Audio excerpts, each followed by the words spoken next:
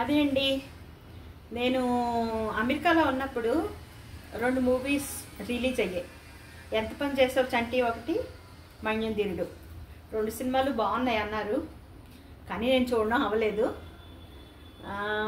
ఓటీటీలో వస్తాయి కదా, చూద్దాం అనుకుంటున్నాను. అది సంగతి అండి. మీరు మాత్రం సీతామూర్తి ఛానల్ని సబ్స్క్రైబ్ చేయండి, లైక్ చేయండి, షేర్ చేయండి, కామెంట్ కూడా చేయండి. ఏమైనా ఎప్పుడైనా వీడియోస్ చూసి కామెంట్ చేసి మీరెవరో నాకు పేరు కూడా చెప్పండి, ఫలానా అని తెలుస్తుంది. ఓకేనా?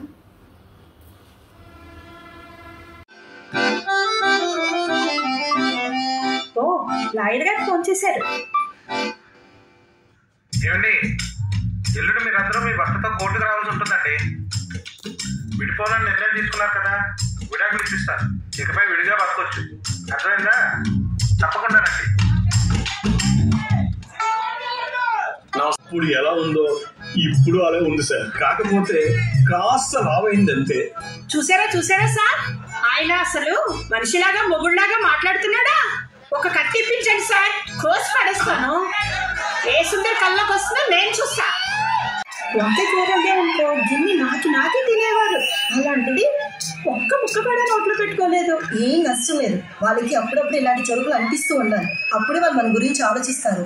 నిజమే, మా ఆయన రోజుకి బండిని 10 సార్లు తుడుస్తారు. మూడొచ్చి ముద్దు పెట్టండి అని అడిగితే మాత్రం బయటికి వెళ్ళి సిగరెట్ తాగేసి వస్తాను అంటారు. ఎప్పుడు మన వెనక కుక్కలాగా తోకాడించుకొని తిరుగుతారో ఏంటో.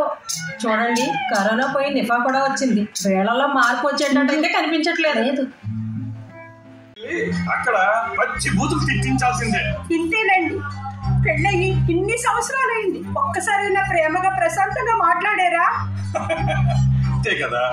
ఇదిగా లక్ష్మి లోపలికి వెళ్ళి తినడానికి ఇడ్లీ, అందులో కలుపుకోవడానికి కొబ్బరి చట్నీ తీసుకొచ్చి టేబుల్ మీద పెట్టు.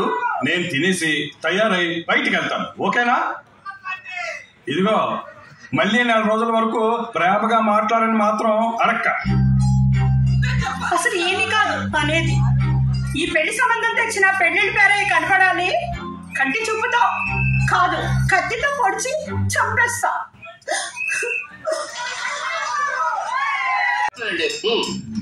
ఏ నోటిపోతు వచ్చిందా? ఆ విషయం నేను చెప్తానండి.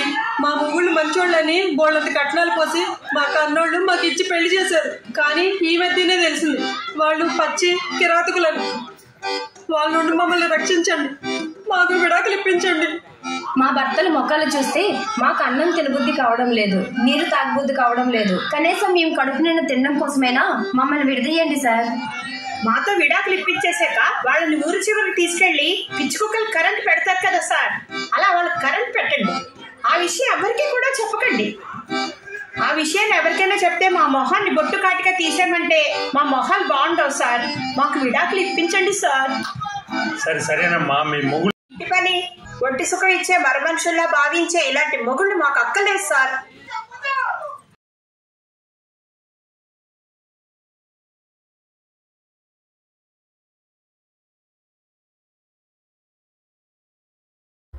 ఇది మణ్యంధీరుడు సినిమాలో సీన్.